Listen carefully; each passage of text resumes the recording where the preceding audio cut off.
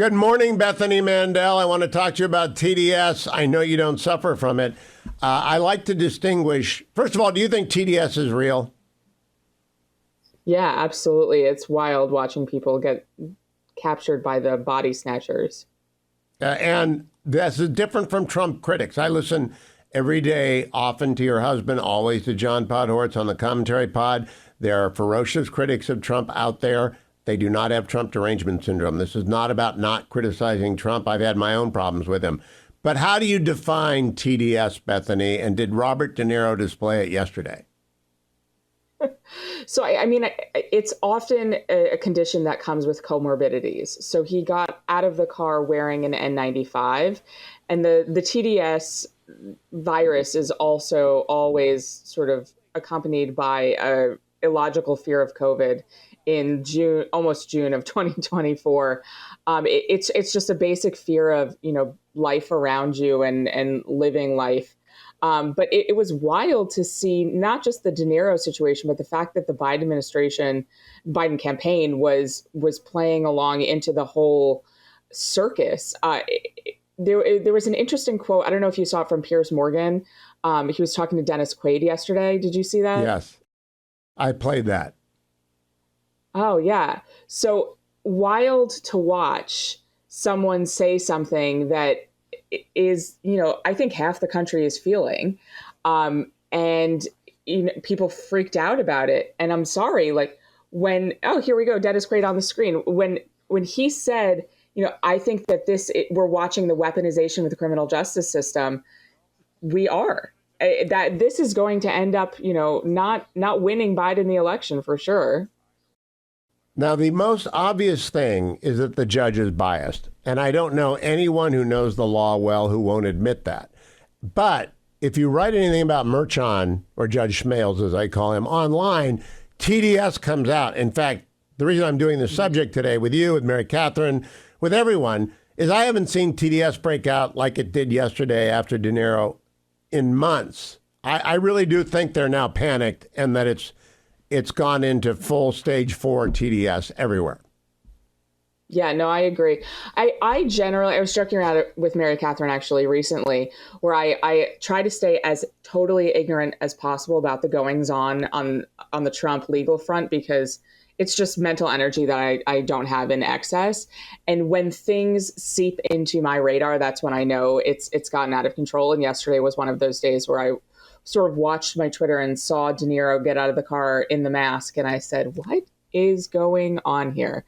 And I was on the phone with Mary Catherine when those videos first came out. And she was like, oh, well, now I'm going to have to watch this for my podcast. Yeah. Well, did you see how many security he brought with him? He is afraid. Wow. Maybe fear has something to do with TDS. I posited to Mary Catherine and to Selena, you're my third try. I think unhappiness is a comorbidity with Trump derangement syndrome. I mean, a deep loneliness and unhappiness. Do you think I'm off the mark? Yeah, not remotely. No, did they disagree with you? No, they agree with me. I just want to know if you agreed with me. Yeah, no, I absolutely agree with you. It's a fear and an unhappiness that is pervasive among so many people nowadays that if you look at the red state, blue state breakdown with happiness, happiness correlates a great deal with voting in a red state. That's not a coincidence.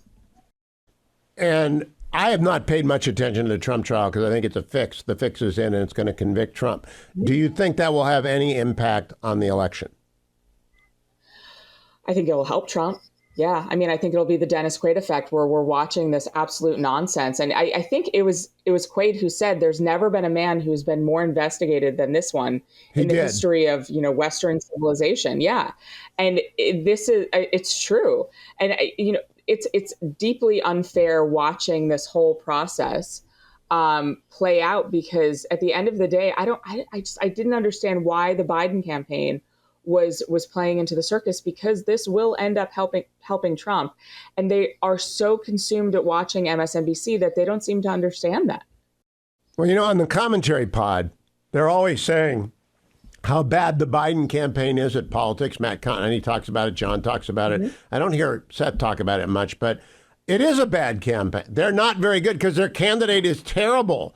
He doesn't have any energy. He doesn't have any coherence. I mean, Trump has got lots of both. He sometimes loses the latter, but Bethany, very quickly, 3 soldiers were killed in Rafah yesterday, booby trap building. I don't want them to stop. I want them to go as hard and as fast as they can to finish this, because this is unnecessary deaths on the IDF and among Gazans. Do you agree with that? I mean, it's getting very frustrating, because it's becoming less clear what the end goal is here, both for Hamas and for Israel. I'm starting to get worried that this is going to become a stalemate, and the people who suffer are the innocent civilians, both the Gazans, innocent civilians and the Gazans, and also innocent hostages. There's 125 hostages left.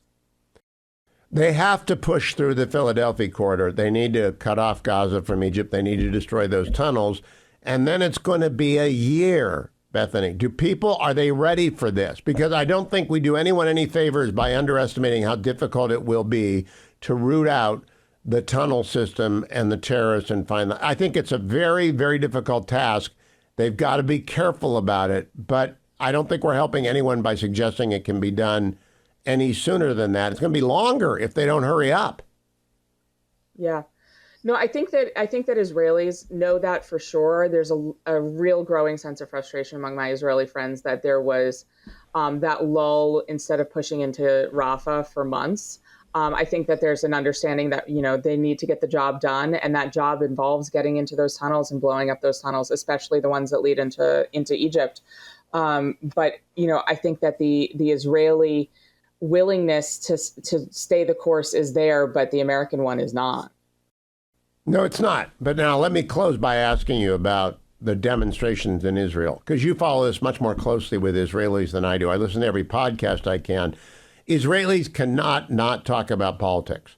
There's Netanyahu derangement syndrome as well in Israel, like there's Trump derangement syndrome here. Have you noticed that the unity of Israel is breaking down and that politics is reemerged, like volcanic reemergence? I mean, I think that there is a growing distrust of Netanyahu's handling of the war and just Netanyahu in general. And I think that is separate from what you accurately describe as, Netanyahu derangement syndrome. That existed prior to 10/7, and that is absolutely present in those street protests that you're seeing in Tel Aviv. But a lot of Israelis are feeling like Netanyahu is not doing his job correctly. I don't know if they'll change course midstream, but there is absolutely a growing distrust of the government. But I think that the majority of the distrust is people who said, what was he doing for months before he went into Rafah? Like, you just have to keep going. You can't get involved in this stalemate, which is what happened. And they lost ground in Gaza. They lost momentum. I think that is the prevailing sense in Israel, is that was the biggest strategic mistake of the war. And who do you blame for that pace, Gallant or Netanyahu? Netanyahu. At the end of the day, the buck stops with him. And there's also a sense of frustration that there hasn't been any sort of accountability taken for 10/7. The fact that, this happened on their watch. They've never said that. They've never said, I dropped the ball, I messed up. Even if they don't step down, they've not taken any responsibility as the leaders to say, this was a mistake that happened on my watch, and I take responsibility, and there will be an accounting. There's been no conversation, and it's been 8 months. Okay, last question, Bethany. There are some people who say Netanyahu wants the war to go on because he's done once the war is done. Do you credit that at all? I can't imagine an Israeli prime minister wanting a war to go on when it's 3, 4, 5 soldiers a week getting killed. I don't. I think that he is a politician at the end of the day, and he wants to stay in power, but not at the expense of lives. People have their sons and daughters serving. It's a very different kind of army than we have here. Everyone has a child in the army once they hit a certain age, and Netanyahu doesn't want to see deaths in exchange for his staying as prime minister. I think you're right. I hope you're right. Bethany, thanks for the extra time today, and I appreciate it. Everyone, Bethany Mandel can be found on X at Bethany Shondark because she's stubborn and she won't change her X name to Bethany Mandel. But that's okay. Bethany Shondark will find you there. Thank you, Bethany.